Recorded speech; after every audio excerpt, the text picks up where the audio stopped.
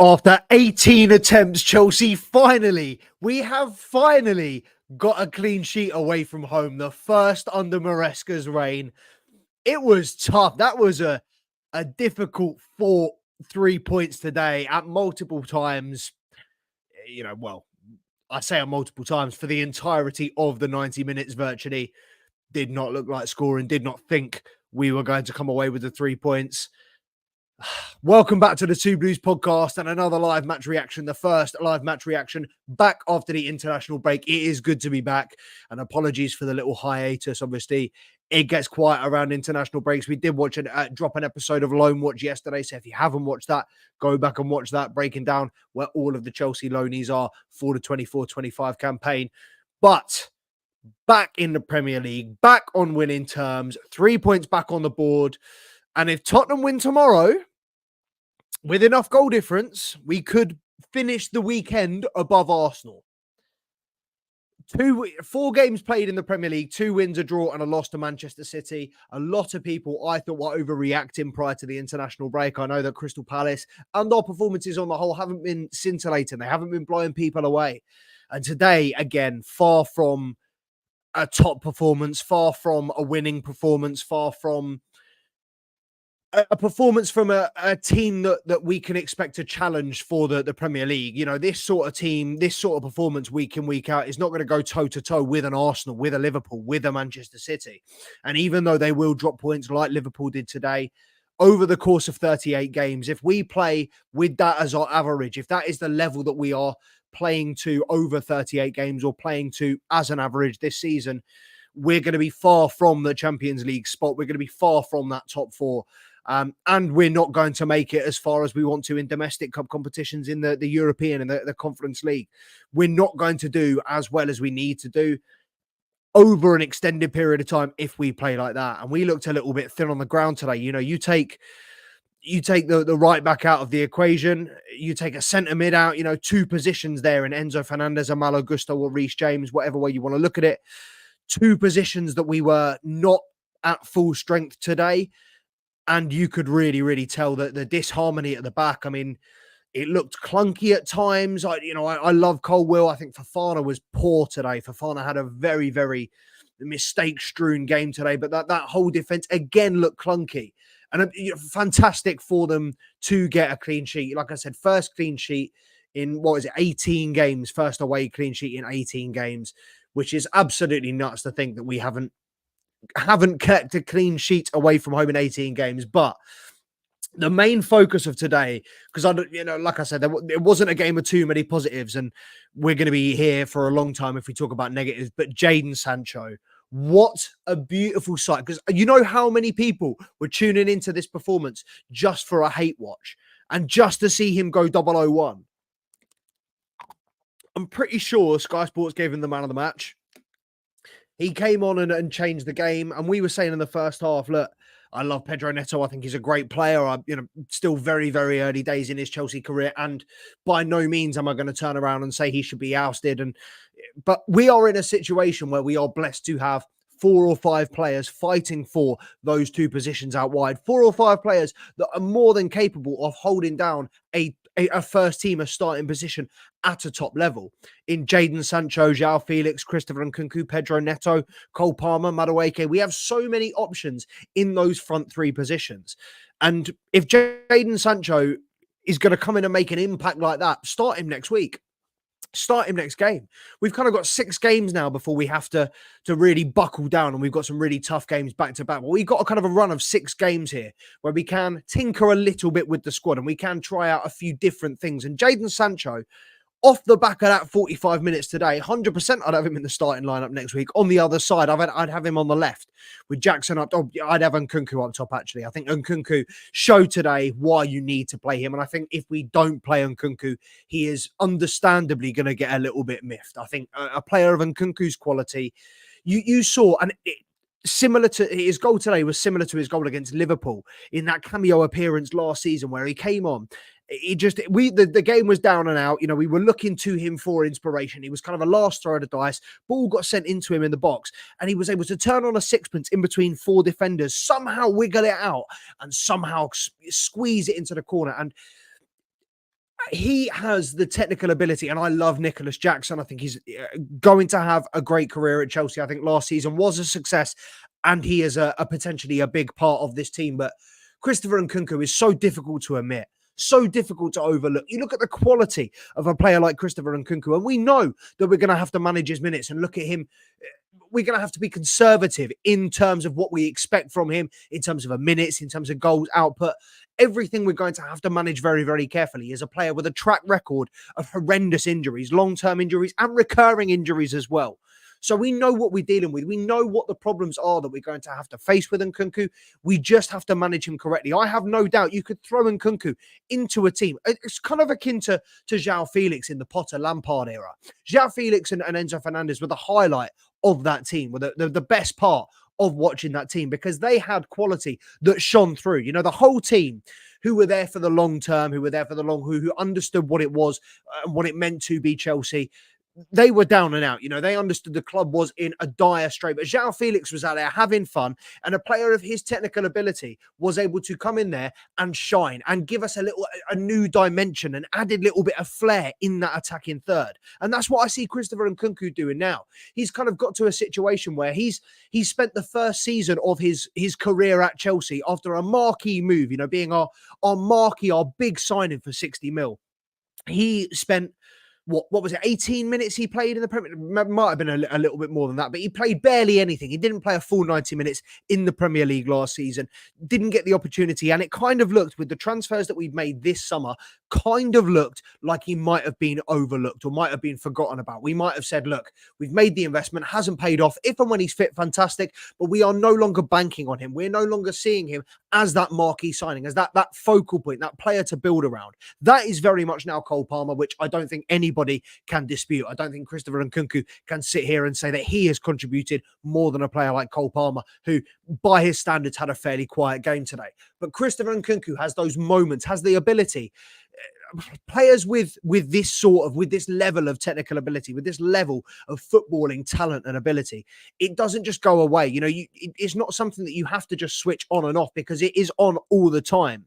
And there are moments where Nicholas Jackson, and one of the things that I really, really like about Nicholas Jackson is, even though he doesn't always finish, even though he doesn't complete the move, he doesn't get his shot on target, whatever, he will get in the right position. He will be in the right place at the right time. And that is something that we have missed in this Chelsea side for a very, very long time. You know, how many seasons have we been slinging balls into the box without a number 9, without a focal point, without anybody in and around that 18-yard box to make good on the end of those moves? But Christopher Nkunku, what he lacks in physicality and size, because at the end of the day, he's not a traditional number 9. And I know that is the main issue with this situation, and this, you know, him fitting into Maresca's system. He's not a traditional number 9. You know, he's not a big hold-up play. He's not going to do the hold-up play. He's not a target man. He's not going to, while he's good in the air, particularly for his size, he's not going to win you loads of headers. He's not going to score. He's not going to dominate that 18-yard box. He's not going to pin centre backs. You know what I mean? He's a player that plays with the ball at his feet. And whether that's with his back to goal or running at players from a little bit deeper, from a 10 position, I think he is, again, too good to be overlooked at the moment.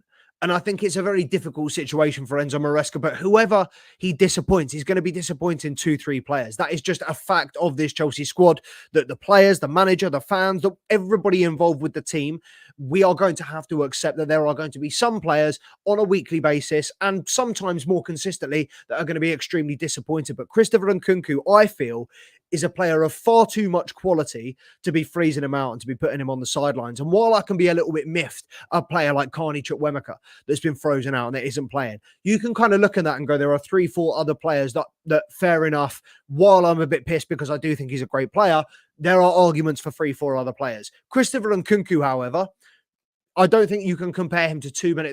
On his level, Cole Palmer. Other than that, I think technical ability, I don't think there is anybody from a footballing sense in the attacking third that is smarter, that is more dangerous, more of a threat, more of a game changer, a game winner. I think, yeah, even, like I said, even without his physicality, he is a real focal point and can be a real focal point in this Chelsea team. So I hope he gets more minutes going forward.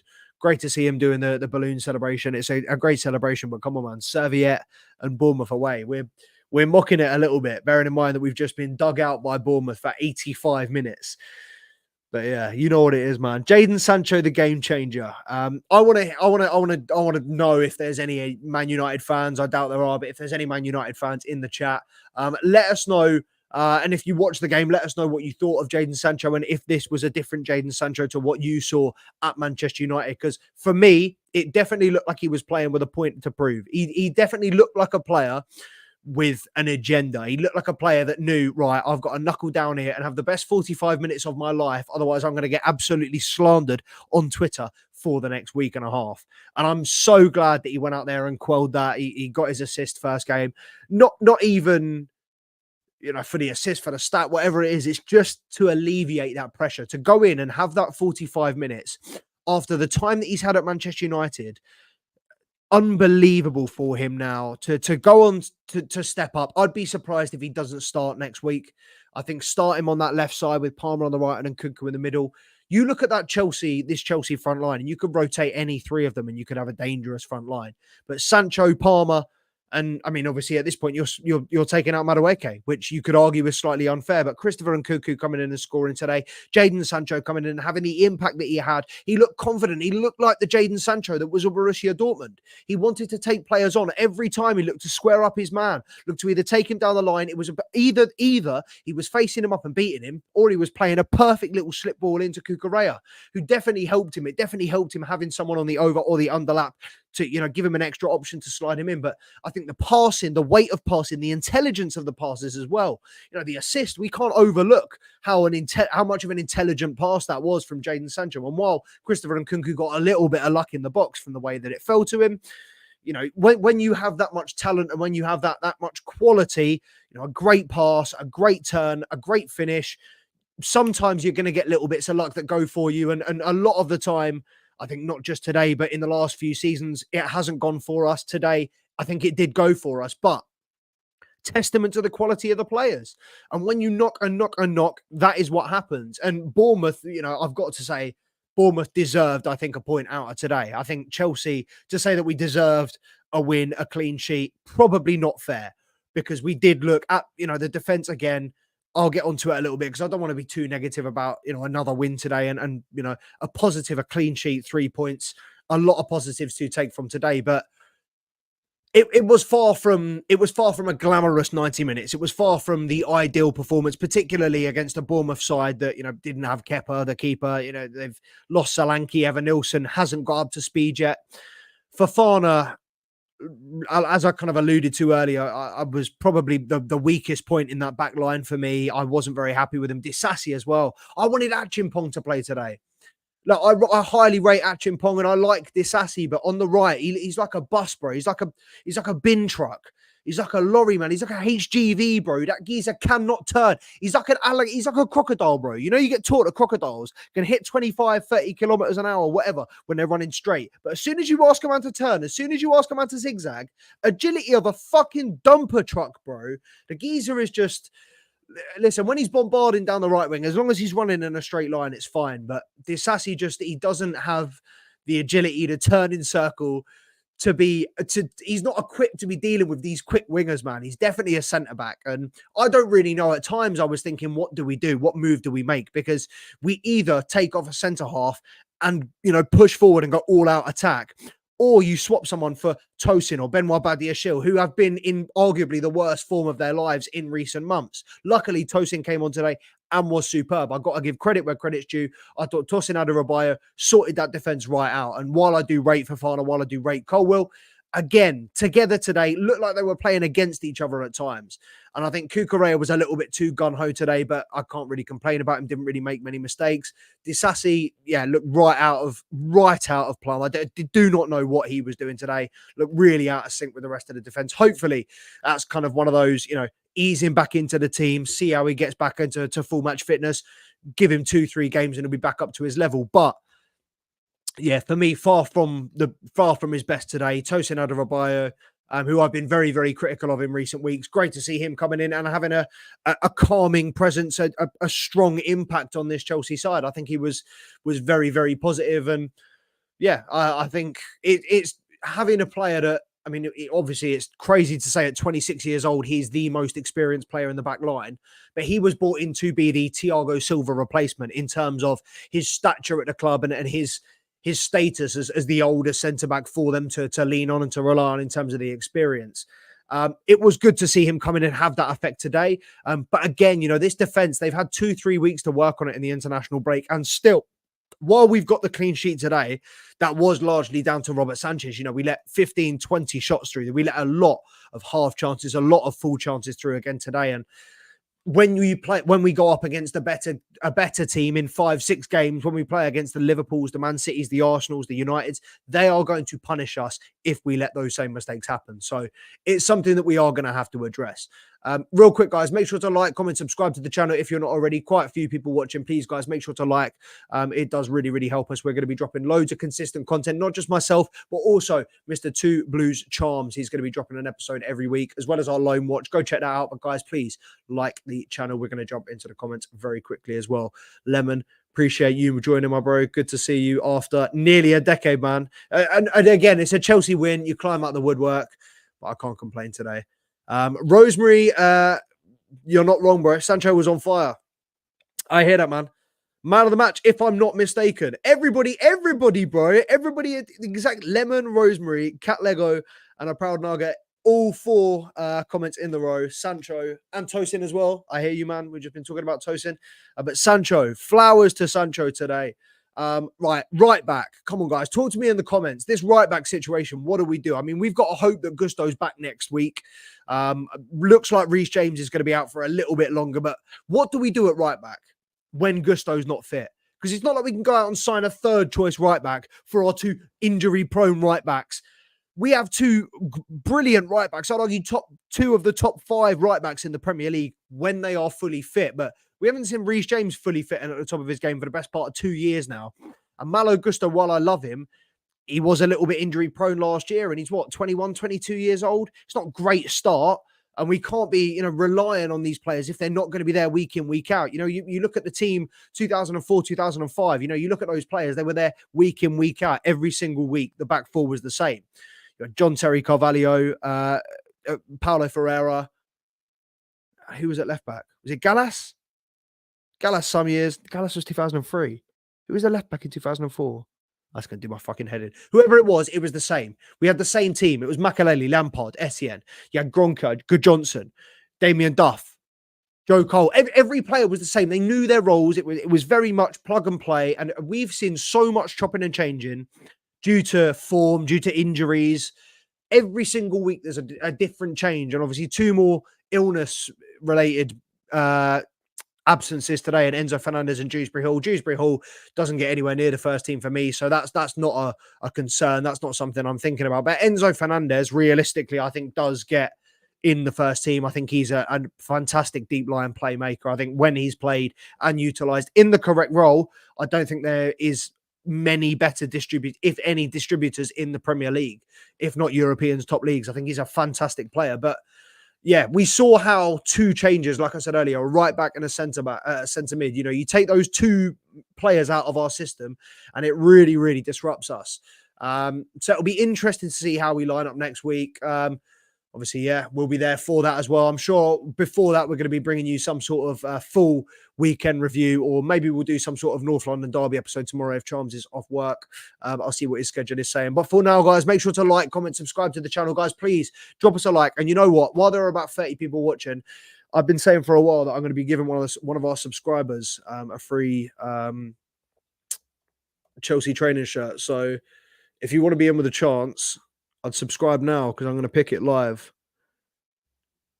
All right, how the fuck do I do this? You're going to have to bear with me, though. You're going to have to bear with me.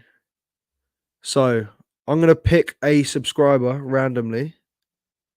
I'm going to have to find my subscribers first. And then what I'm going to have to do...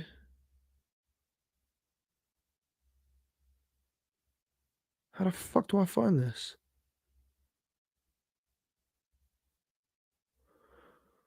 Stay with me. Stay with me. But yeah, anyway, I want to give away this this Chelsea training shirt to one of you absolutely free. So all you have to do is subscribe to the channel.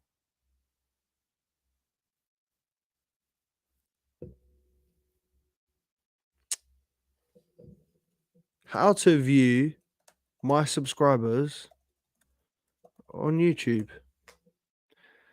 Recent subscribers. But I don't have that fucking card. Doing my nutting, bro. Current subscribers. Recent subs. Oh, I'll say that. There it is. There it is. Lifetime, right.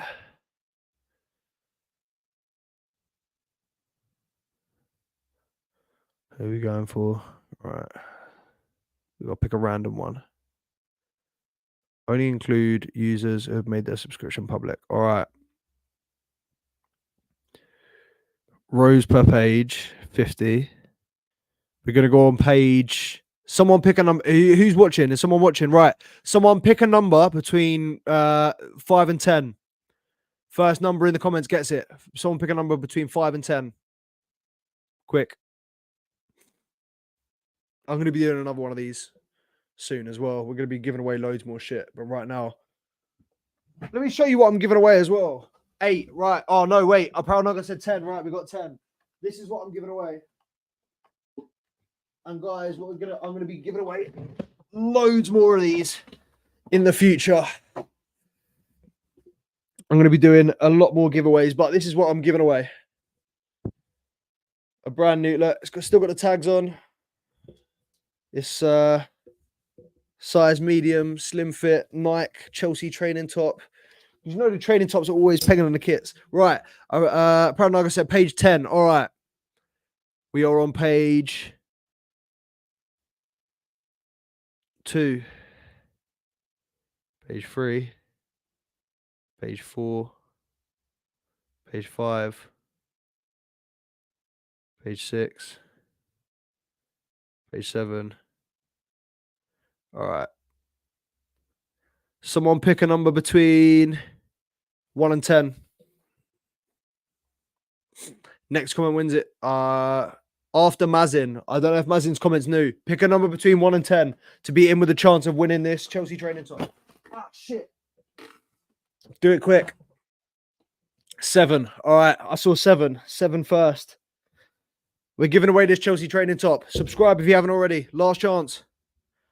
Oh, Mazin. Sorry, bro. I've ignored you again. I apologize, but I already said 7. Right. 1, 2, 3, 5, 6, 7. Who the fuck is VGRT? VGRT, you won.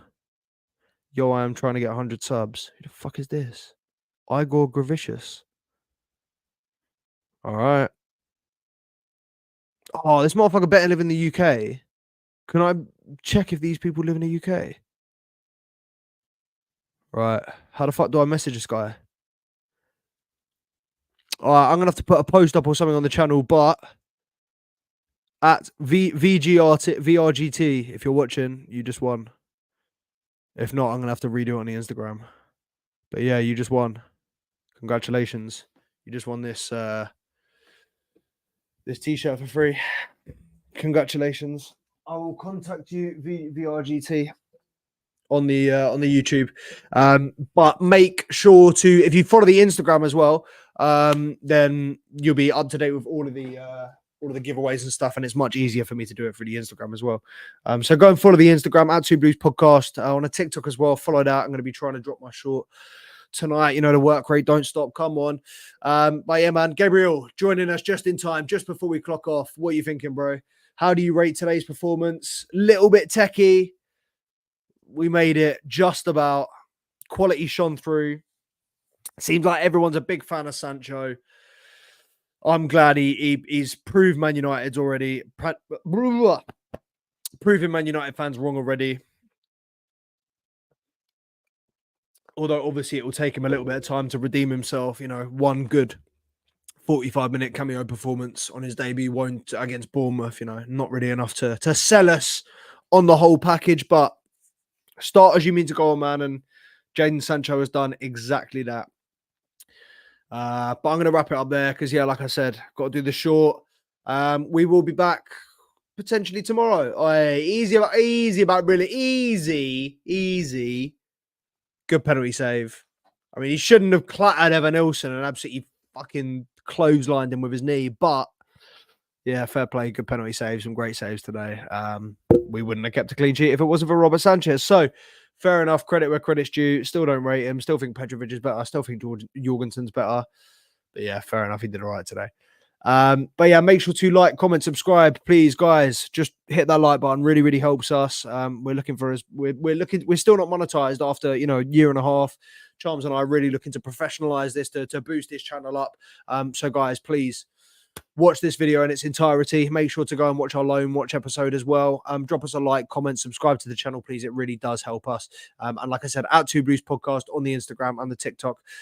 If you want to see us do something for the North London derby tomorrow, drop it in the comments of the video. I'm not sure whether I feel like we should be able to branch out and do the other clubs and other teams as well. So I might do some sort of watch along tomorrow or something. But let me know if you lot are interested in that in the comments.